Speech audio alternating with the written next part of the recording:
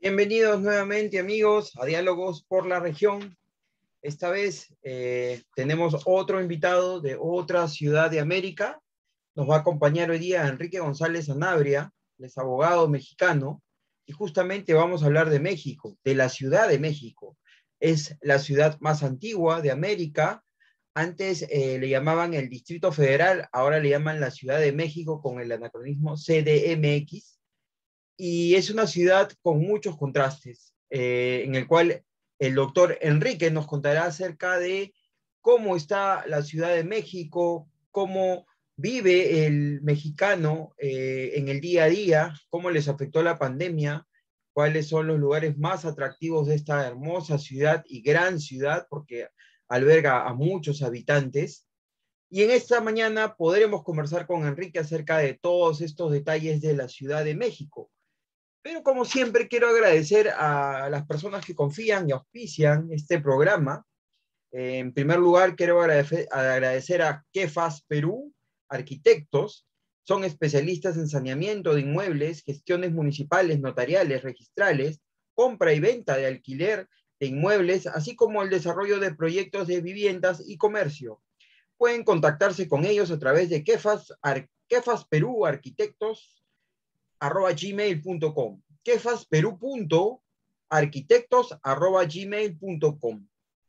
Si quieren estudiar inglés vía digital, vía virtual, apuesten por Aplica Digital School y aprendan los fundamentos de las tecnologías de negocio, completamente gratis con los cursos de inglés, llamando al 969-799668 o escribiendo a adriano.ortiz@escuelaaplica.com. Aplica con K, por si acaso, para los que quieran buscarlo en las redes.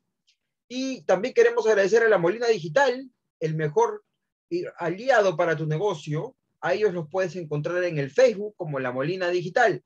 Inmar Sol, profesionales con más de 10 años de experiencia colaborando y ayudando a empresas del sector industrial. Si quieren consumir productos naturales, vayan a La Cerecita, entren a internet y busquen en el Facebook a La Cerecita. Tienen los productos naturales, mermeladas, frutas frescas, todo lo que usted puede buscar de lo que es el consumo de las cosas naturales que tanto editamos ahora, post pandemia, pues eso lo pueden encontrar en La Cerecita. Búsquenlos en Facebook. McCarthy Consultores y Asociados, profesionales con más de 20 años de experiencia colaborando y ayudando al sector industrial. Pueden contactarse con ellos por gerencia@mccarthyconsultores.com. Y por último, AL y Asociados, asesoría legal. Búsquenlos en LinkedIn como AL y Asociados. Bueno, amigos, muchas gracias por seguirnos. Y como les digo, vamos a hablar esta mañana de México, Ciudad de México. Nada más.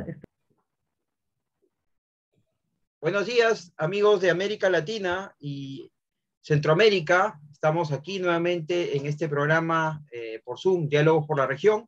Esta vez, como les había comentado, estamos con el doctor Enrique González Sanabria desde la Ciudad de México para conversar acerca de esta ciudad tan importante, la ciudad más antigua de América.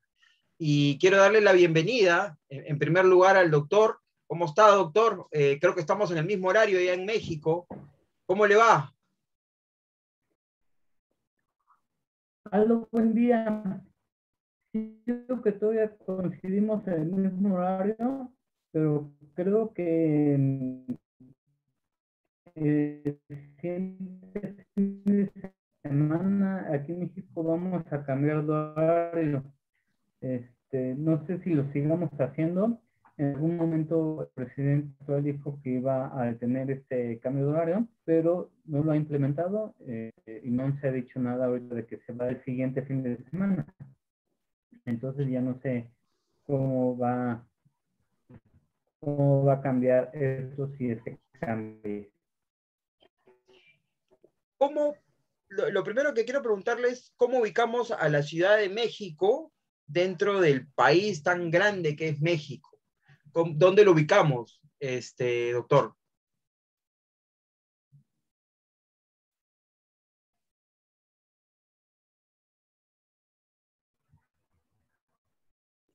Doctor, como le comentaba Bueno, antes de solo la... tienes tu micrófono apagado.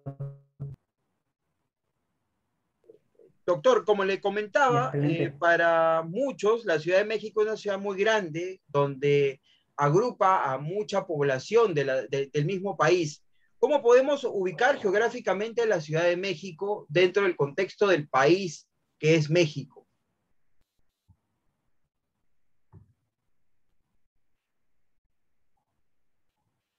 Bueno, la Ciudad de México está, digamos, en el centro del país o casi en el centro, geográficamente casi en el centro exacto del país.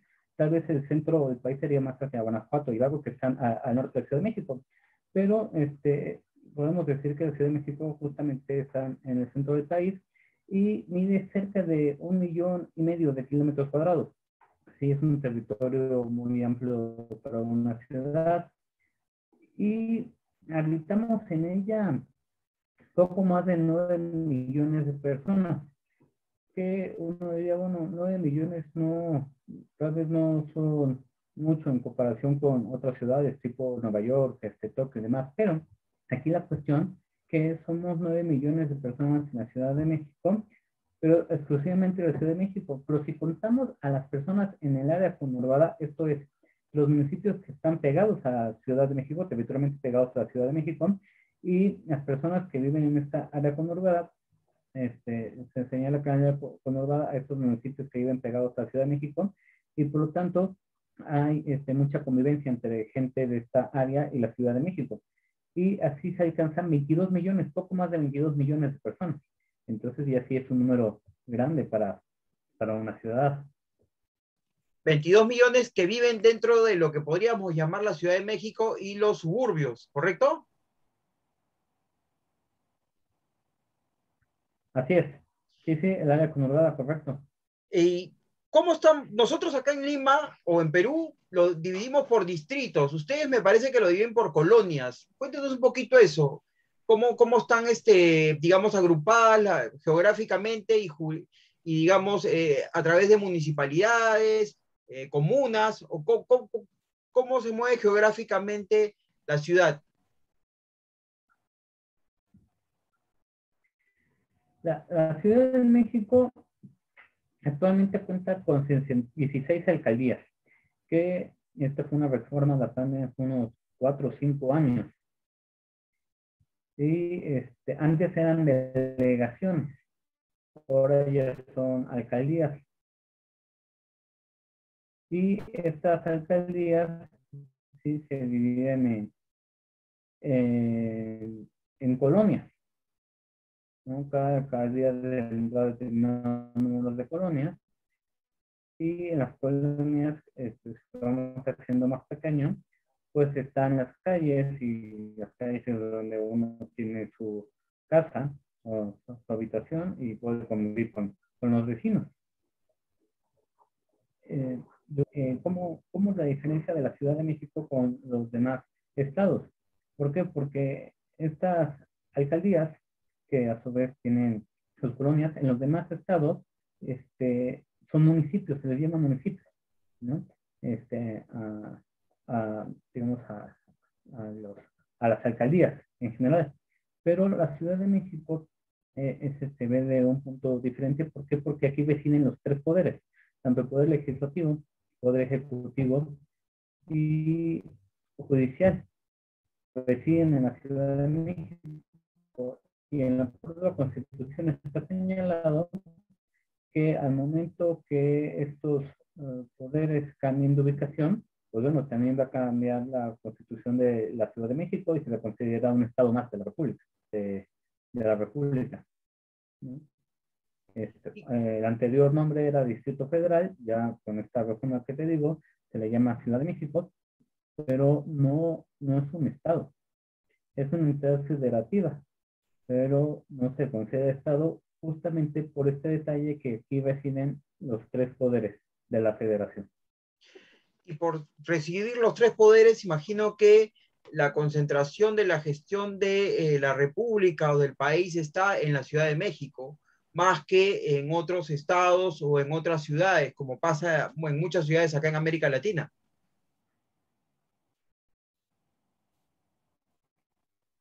Sí, sí, sí, es una centralización de poder. Durante toda la historia de México siempre ha estado centralizado el poder, justamente en lo que hoy conocemos como la Ciudad de México. Este gobierno, entendiendo que esto no es algo, digamos, propicio para una federación, una de sus propuestas fue justamente descentralizar estos poderes, ¿no? Y empezando con las instituciones del Poder Ejecutivo, que ya su residencia no estuviera en la Ciudad de México, sino estuvieran en otros estados. Y, y bueno, yo aplaudí mucho eso, pero hasta la fecha no se ha hecho. Hasta la fecha, por ejemplo, tenemos a la Secretaría de Marina en la Ciudad de México. Y la Ciudad de México no tiene acceso al mar, pero aquí se establece la Secretaría de Marina. Entonces, probablemente esto cambie con los años, espero que así sea. ¿Por qué? Porque estar aquí concentrados los tres poderes de la Unión, y no solamente los tres poderes de la Unión, sino todas las instituciones públicas tienen su domicilio central en la Ciudad de México, pues esto ocasiona que mucha gente venga a la Ciudad de México a trabajar, ¿no? Y la Ciudad de México, pues estamos ahogados de tanta gente laborando. Esta zona conurbada de la que te comenté hace un momento, bueno, la mayoría de la gente de zona conurbada viene a la Ciudad de México a trabajar. Entonces esto hace incremento en el tránsito, la gente que usa el transporte público, ¿no? Y en un momento se vuelve incómodo cuando está en el transporte público con tanta gente.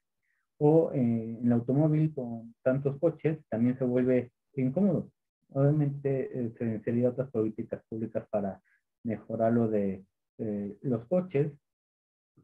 Se han hablado, no, se intentaron poner distintos mecanismos de que en los coches tendría que haber más de una sola persona, sino que tendrían que haber tres personas, algo así mínimo, en los coches en ciertas avenidas y demás. Eso se puso, pero hasta la fecha no se ha cumplido. Y ni siquiera se ha sancionado a aquellos que este, van en estas avenidas en sus vehículos solos. Esta no se me hace tan mala medida porque si tomamos una foto a una avenida cuando está llena de automóviles y en estas fotos vemos que cada automóvil tiene una sola persona, pues vemos que los coches ocupan mucho espacio, ¿no? Y en esas avenidas pudiesen haber más personas, pero el espacio de los automóviles no lo permite. Bueno, es algo que se tiene que modificar a futuro, no solo en la Ciudad de México, yo creo que en todo el mundo tiene que haber modificaciones, pero tiene que haber acompañado de otras políticas. Por ejemplo, el Estado es el obligado a prever el transporte público, que un transporte público digno, ¿no? Que sea amplio, donde realmente puedan caber todas las personas y que sea ágil. Pero ahorita con esta concentración masiva de personas que vemos en la Ciudad de México, eso es muy difícil. O sea, podríamos hablar de que tenemos una Ciudad de México convulsionada, con mucha población que sale a trabajar día a día y que definitivamente demora mucho tiempo en trasladarse de su centro de trabajo a su casa y de su casa a su centro de trabajo. Y esto genera caos de repente. Podríamos hablar de una ciudad un poco convulsionada como Lima, por ejemplo. En Lima demora una persona de 2 a 3 horas en movilizarse al día, y no en distancias muy lejanas, por el mismo tema del tráfico. Podemos hablar de una situación similar en México, en la Ciudad de México. Sí, sí, claro, muy similar. También aquí se llegan a estos tiempos de traslado de 2 a 3 horas en total en el día, sobre todo si se usa transporte público. Si uno usa su automóvil privada, puede disminuir un poco estas 2, 3 horas, pero disminuiría a lo mucho a la mitad en trayectos muy cortos, como bien señalas.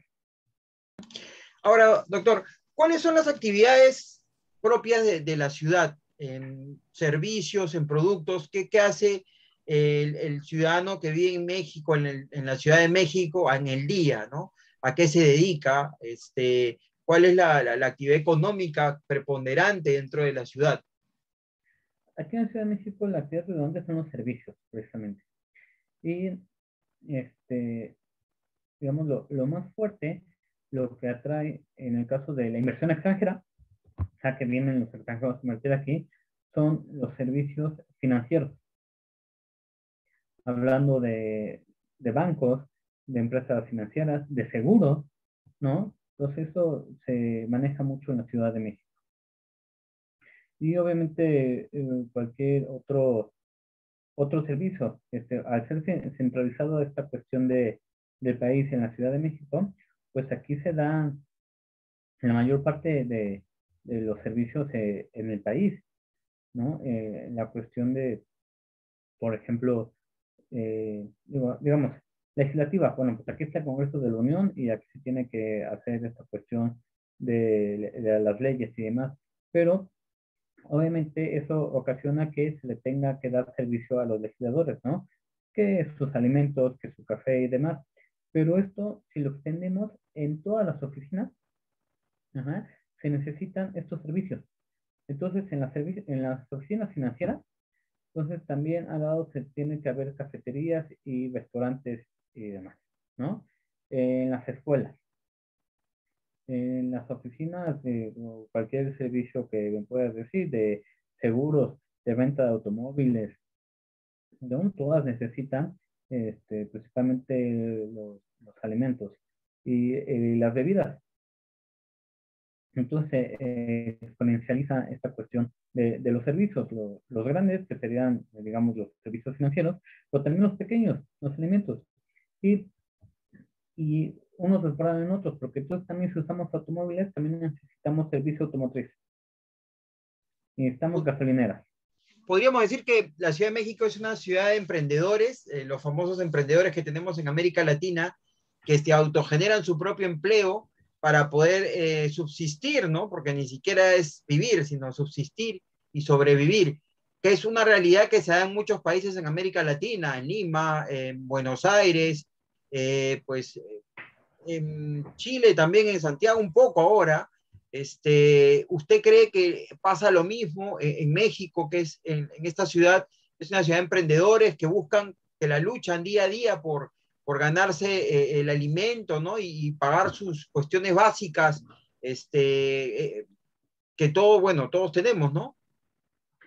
Correcto, Aldo, es una ciudad de emprendedores, pero no solo con el enfoque, que también lo es, no solo con el enfoque de los emprendedores que en estos últimos 10 años, 20 años no mucho, socializamos la palabra emprendedor con las startups, ¿no? Con las empresas de tecnología. Que sí, que también en México se da, en la Ciudad de México se dan mucho estos emprendedores y ahora con la pandemia aceleró todas estas cuestiones de la tecnología o de las empresas mediante la tecnología. Pero a lo largo del estado de Ciudad de México, tenemos personas, como bien tú lo dices, que viven al día. Entonces, día a día salen a trabajar para conseguir la comida diaria. Ajá. Tenemos en México de la población económicamente activa, el 56.2% de la población económicamente activa trabaja en la informalidad. Esto quiere decir que son las personas que salen a trabajar para ganarse el pan de cada día. Entonces, es más de la mitad de la gente económicamente activa. Y a pesar de esto, ¿cómo usted definiría al ciudadano que vive en México? ¿Cuál es el perfil del ciudadano? ¿Es una persona alegre? ¿Es una persona pesimista, optimista? ¿Cómo usted lo describiría? Es algo muy curioso esta cuestión de que cómo somos los ciudadanos en México, bueno, en general en todo el país. Y te voy a poner un símil. Hace unos días estaba platicando con unos doctores expertos marinos para ver qué tan dañados están los arrecifes y demás en el Golfo de México con la explotación petrolera. Y decían, bueno, es que todo el mundo se sorprende porque con tantos contaminantes que hay en el Golfo, los arrecifes y demás permanecen, ¿no? Y no se modifican, no se cambian, no se contaminan. Y eso también pasa en el país, bueno, hablando de la Ciudad de México, que esta entrevista fue para la Ciudad de México, aunque esta ciudad está llena de gente, entonces se hace más complicado el traslado del trabajo, de ida y de vuelta a las escuelas, ¿no? Y llevar a los hijos a las escuelas y recogerlos, lo hace muy complicado, pero aún así la gente es muy alegre. La gente es muy feliz. No sé si has revisado los índices que miden internacionalmente la felicidad de cada país. Siempre los mexicanos salimos muy arriba del promedio, ¿no? En felicidad. Uno se pregunta, bueno, ¿por qué si, digamos, sufren mucho, ¿no? Se complica mucho el traslado del trabajo, tienen ingresos muy pocos, viven al día, ¿no? ¿Cómo pueden ser felices? Pues bueno, es nuestra cultura, ¿no? El disfrutar la vida. ¿Por qué? Porque comprendemos muy bien que vida solo hay una, entonces tenemos que disfrutarla, ¿no? Y la disfrutamos, ¿cómo la disfrutamos? Obviamente conviviendo con los demás, ¿no? Obviamente conviviendo con nuestra familia, con nuestros vecinos, pero en el trayecto del trabajo, pues también convives con los que están en el transporte público, ¿no? En el trabajo convives con tus compañeros de trabajo. Y yo creo que sí, sobrellevamos todas estas dificultades de las que hemos hablado. ¿Y cómo podemos presentar un México o una Ciudad de México turística? ¿Usted considera que la Ciudad de México tiene muchos atractivos turísticos? El sector turismo mueve, digamos, una parte importante de la masa de trabajo que hay en la ciudad. ¿Cuál es su lectura acerca del turismo en la Ciudad de México?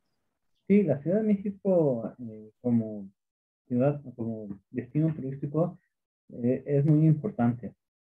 No somos un destino turístico de los convencionales, ¿no? Que son los playeros, ¿no? Pero culturalmente es de los más importantes. Como bien señalaste, es la ciudad más antigua en América Latina. Entonces aquí se ha desarrollado mucha cultura de Latinoamérica. Pero además de esta cultura de Latinoamérica que se empezó a desarrollar no solamente con la conquista española, ¿no? Que ahí empezó una nueva cultura completamente. Pero antes de la llegada de los españoles teníamos ya una cultura muy fuerte en Latinoamérica. Y de esos centros importantes uno estaba ubicado aquí en la Ciudad de México. Entonces, desde ahí tenemos todavía vestigios aquí en la Ciudad de México. Por ejemplo, el Zócalo, donde se encuentra el Templo Mayor. En los museos tenemos varias piezas de aquellos templos prehispánicos, pero también tenemos todo lo que se hizo después de la llegada de los españoles, que la mayoría son iglesias porque la cultura católica siempre fue muy fuerte de los españoles, vinieron y implantaron esa cultura en México, bueno, en toda Latinoamérica, en todos los países conquistados. Entonces hay muchas iglesias y cada iglesia tiene su historia, ¿no? Hay en la Ciudad de México muchos edificios creados al final del siglo XIX, con Porfirio Díaz, pero estos edificios tienen una copia del estilo francés de aquellos tiempos, ¿no? A Porfirio Díaz le gustaba mucho Francia, entonces hay una zona con casas y edificios con este estilo, que son muy bonitos todas esas casas y edificios. Y el estilo característico mexicano, el barroco churrigueresco, ¿no? Que siempre ponemos de más, ¿no? Adornos de más y demás, y bueno, es muy interesante. Y con respecto, doctor, al tema de inversiones, yo considero que de repente México es un país bueno, no genera o no hay muchas inversiones del extranjero por la misma, digamos, tipo de economía que tienen. Hay inversiones de otros países, de repente Estados Unidos, que está más cerca. En México, ¿qué tipo de inversiones hay? ¿Hay inversionistas de qué tipo de servicios, de producto? Hablábamos hace un momento de las famosas startups, los capitales ángeles y todo esto. ¿Cuál considera usted que son las principales inversiones o inversionistas que hay en México ahora? Las principales inversiones del capital extranjero en la Ciudad de México son los servicios financieros y de seguros y fianzas, ¿no? Gastronomía no hay. La gastronomía sí, pero no alcanza el grado de inversión que tienen los productos financieros, Ya. que es Y lo que estamos más hablando de repente invierte. de que concentran todo lo que es Centroamérica, o sea, Panamá, bancos de Panamá, bancos de Estados Unidos, bancos de Canadá, o de dónde viene la mayor tasa de inversiones. En cuestión financiera de Estados Unidos, de España, Ah, hay España. bancos muy grandes aquí. De Canadá creo que no tenemos ni un banco y de Panamá tampoco. Los mayores bancos son de Estados Unidos, España y Reino Unido. ¿Y Tenemos. cuál es la migración más fuerte o preponderante que hay ahora en México? Aquí en América Latina, como usted sabrá, hay una migración muy fuerte de personas de Venezuela, por ejemplo. En México se está dando algún efecto o algún fenómeno de migración de repente de otros países, o los mexicanos mismos están saliendo de repente de Estados Unidos como en muchos países de Centroamérica, o se quedan en su país. En México sale más gente de la que entra. Tenemos una inmigración en niveles muy por abajo. De hecho, somos un país simplemente transitorio, porque todos los centroamericanos y sudamericanos, pero sobre todo los centroamericanos, quieren llegar a Estados Unidos. Como que no les importa mucho México. Entonces es un país solo de tránsito. Y, y bien como señalas, con las cuestiones de Venezuela, mucha gente sale de Venezuela, entonces han llegado aquí algunos venezolanos, pero no son muchos, ¿no? Ellos llegan y perfecto, pueden aquí hacer su vida. Y bueno, los venezolanos son gente muy inteligente, muy activa, ¿no? Que se mueven muy bien. Y ahora tenemos a nivel continental el problema de los haitianos, ¿no? Que todos los haitianos le están pasando muy mal. Y hubo una emigración de haitianos, entonces se pasaron a lo que es primero Panamá y Colombia, y luego van a ir subiendo poco a poco hacia Estados Unidos. Y el paso hacia Estados Unidos es México. Pero aquí no se quedan, y no porque el país tenga una política de rechazo a los migrantes, sino porque los migrantes como que no les atrae mucho quedarse en México. Claro, hablábamos hace un momento, me mencionó acerca de inversiones españolas dentro de México. ¿Hay preponderancia también de migrantes españoles por lo mismo de los negocios que hacen en la ciudad? ¿O simplemente, bueno, son inversionistas, pero no hay una población española que radique en México? Muy preponderante, ¿no? Sí hay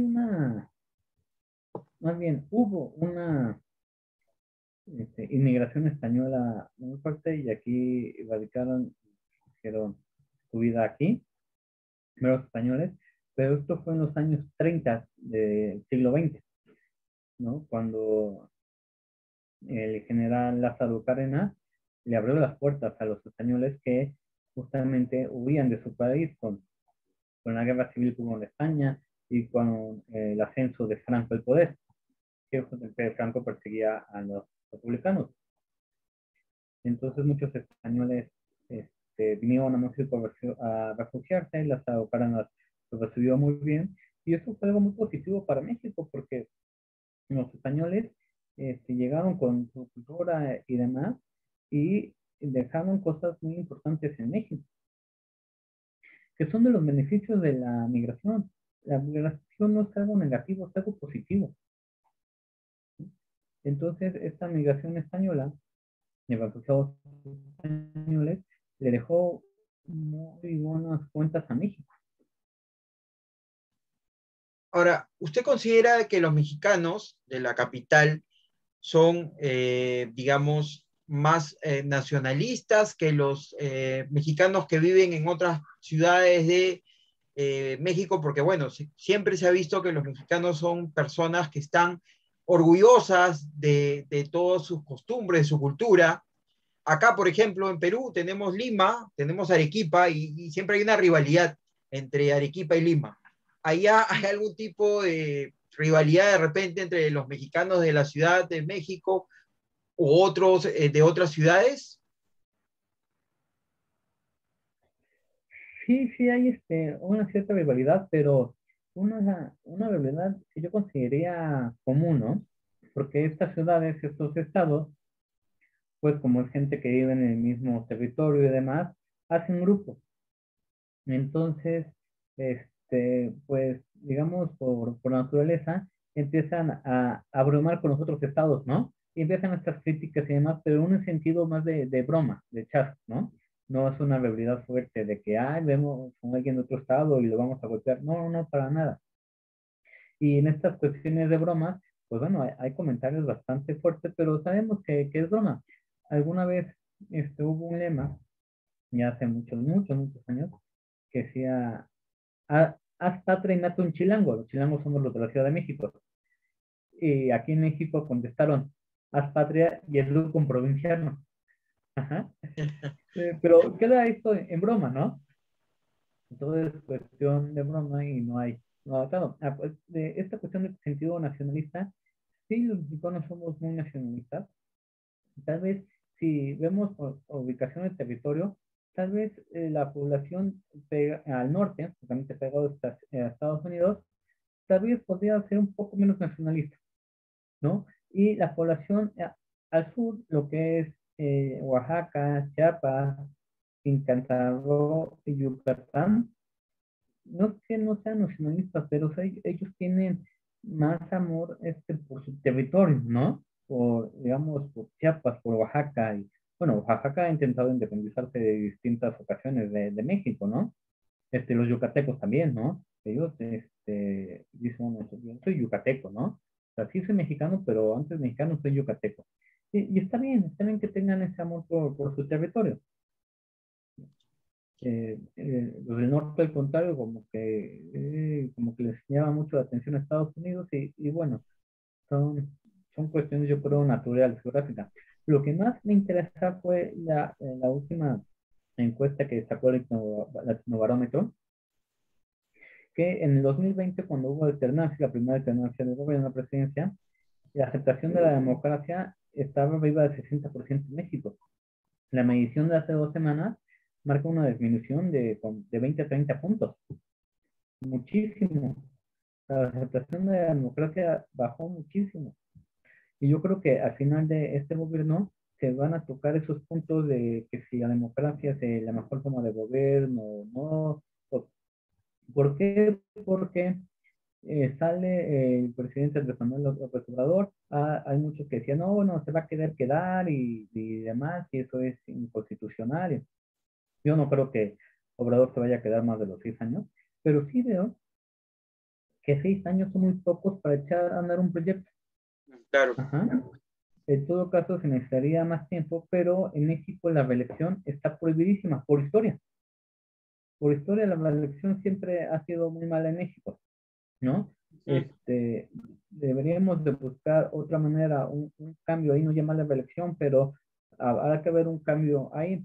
Y yo ahorita, digo, me vino solamente por esta cuestión de la democracia y del parlamento, porque también ya Angela Merkel ya va a salir como Sí, primera claro. ministra de Alemania.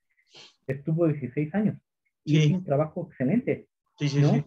Puso a Alemania enfrente de la Unión Europea y después de 16 años todo el mundo lo ovaciona, todo el mundo le reconoce su excelente trabajo y jamás nadie la ha tachado de antidemocrática, de autoritaria. Sí, sí, eso es cierto. Bueno, claro, los europeos tienen otro modelo de ver las cosas, ¿no? Otra visión, me parece.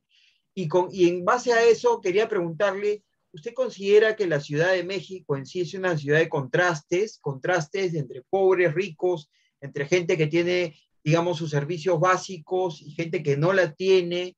¿Por qué le hago esta pregunta? Porque muchos de las ciudades de América Latina, pues todavía tienen este tipo de, digamos, enfermedad, por llamarlo de alguna manera social, en la cual los contrastes son muy marcados, ¿no? Estamos hablando de Lima, vuelvo a repetir, de Buenos Aires, de Santiago también, así Santiago muchas veces fue la cuna del liberalismo o del país modelo aquí en América Latina, pero ¿usted considera que la Ciudad de México tiene esos contrastes también en temas migratorios? O sea, ¿cómo lo podría usted, nos podría dar una lectura muy cortita de esto? Claro que sí, Aldo. Digo, ahorita que mencionaste lo de Santiago, que era, digamos, la ciudad que estaba a la punta del liberalismo, bueno, pero este año ya no, este año ya le pusieron un freno y marcha atrás en Chile, ¿no? Ya tumbaron esa constitución pinochetista, Uh -huh. ¿no? Una revuelta milenial, que yo lo veo muy bien. muy bien que la juventud se proteste y ocasione estos cambios. ¿Por qué? Porque la sociedad es de cambios. Este es un constante cambio. Contrastes. Por supuesto que la Ciudad de México es de muchos contrastes. No sé si también esto sucede en Lima. Aquí los contrastes son de que simplemente cruzando una calle llegas completamente a otro ambiente, ¿no?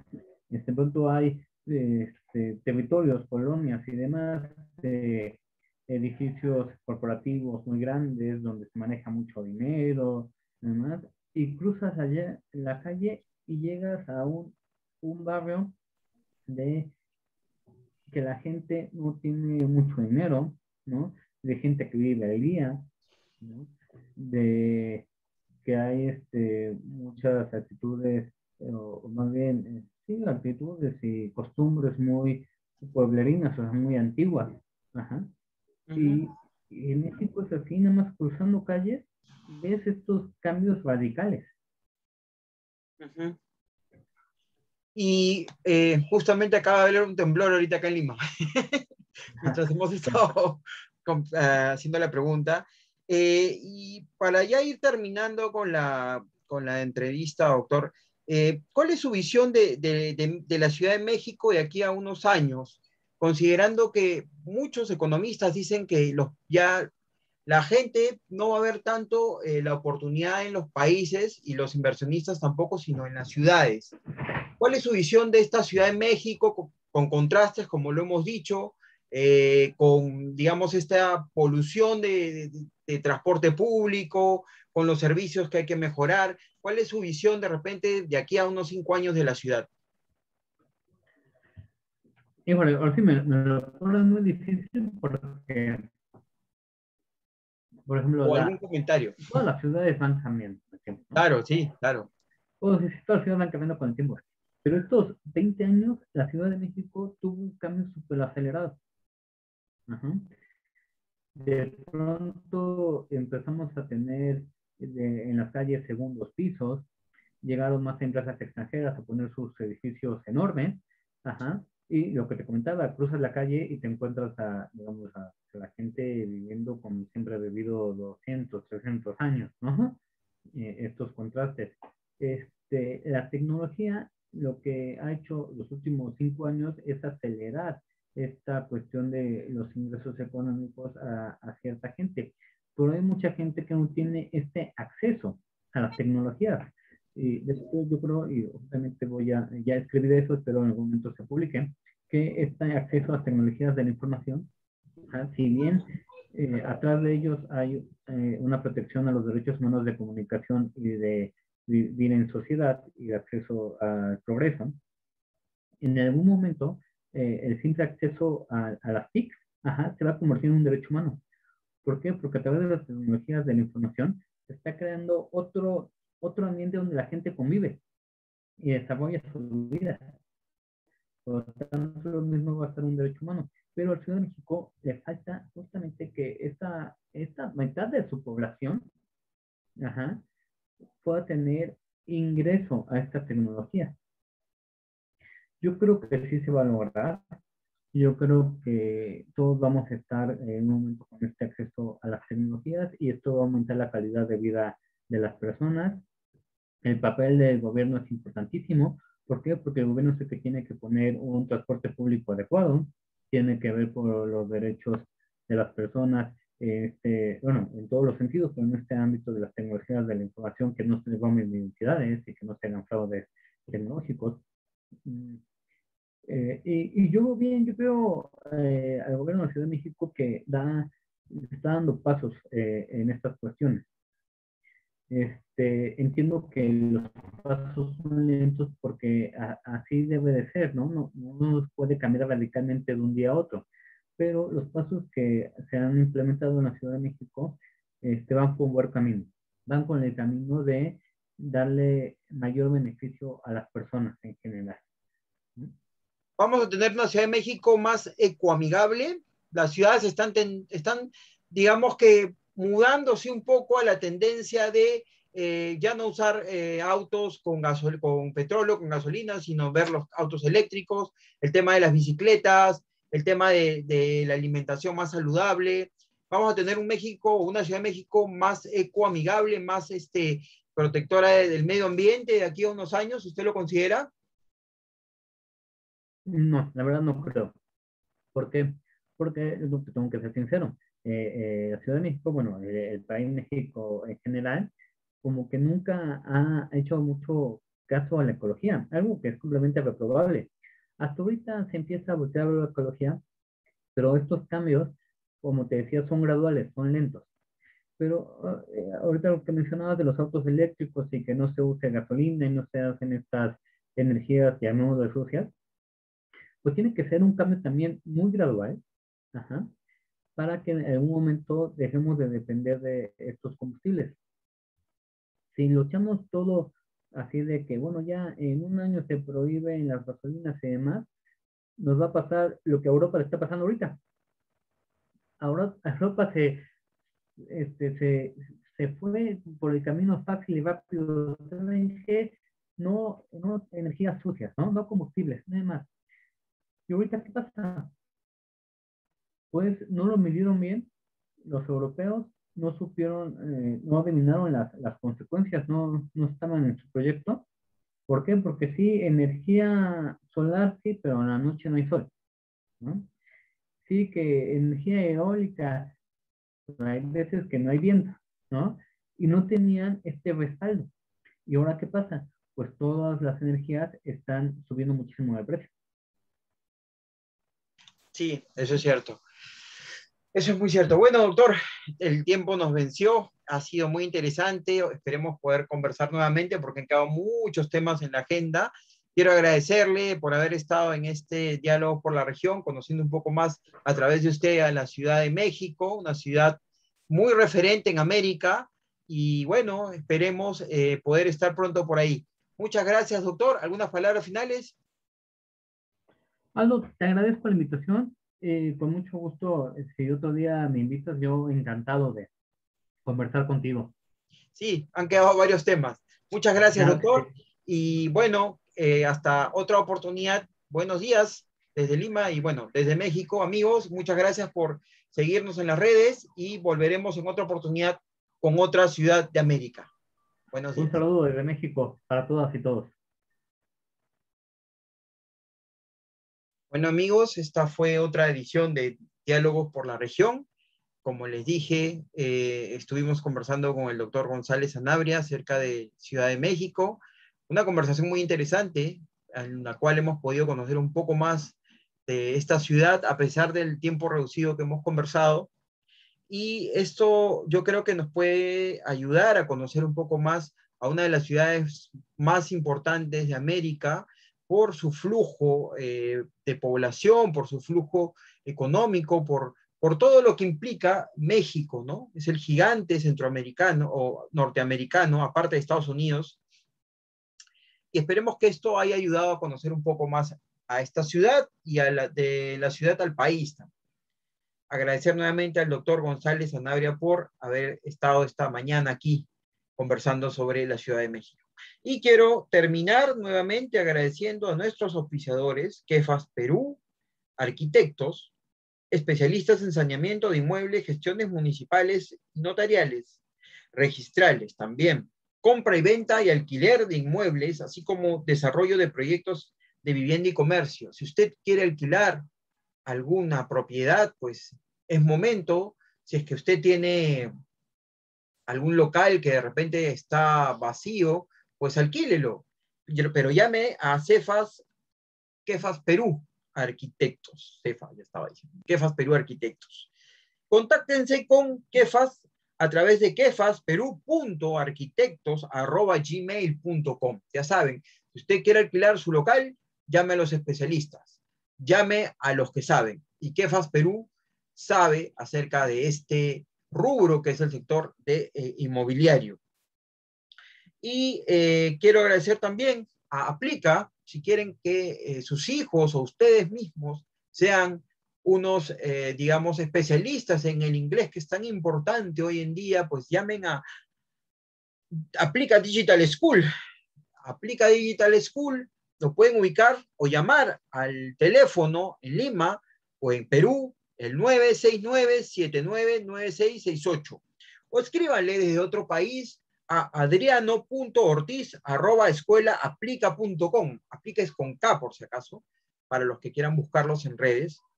La Molina Digital, el mejor aliado para los negocios, para los emprendedores. Pueden encontrarlos en el Facebook como La Molina Digital. Inmarsol, profesionales con más de 10 años en experiencia colaborando y ayudando a empresas del sector industrial. Si quieren hacer un logo, si quieren hacer una campaña corporativa, llamen a Inmarsol, que son los mejores en Perú para hacer este tipo de trabajo. Y si quieren consumir productos naturales, les aconsejo que busquen en Facebook a La Cerecita. La mejor naranja de Oxapampa la tiene La Cerecita. Tienen mermeladas y tienen frutas también que venden, no solamente la naranja, sino la fresa y variedad de frutas que la llevan a su casa buscándolos en Facebook como La Cerecita. McCarthy Consultores y Asociados, profesionales con más de 20 años en el sector industrial. Búsquenlos o escríbanles a gerencia@mccarthyconsultores.com. Y bueno, AL y Asociados, ayuda legal, soporte legal, apoyo legal que les puede brindar AL y Asociados. Búsquenlos en LinkedIn como AL y Asociados. Bueno, amigos, esto ha sido todo por hoy. Muchas gracias. Esperamos tenerlos en otra sesión de Diálogos por la Región Ciudades de América. Hasta la próxima. Saludos desde Lima para todo América.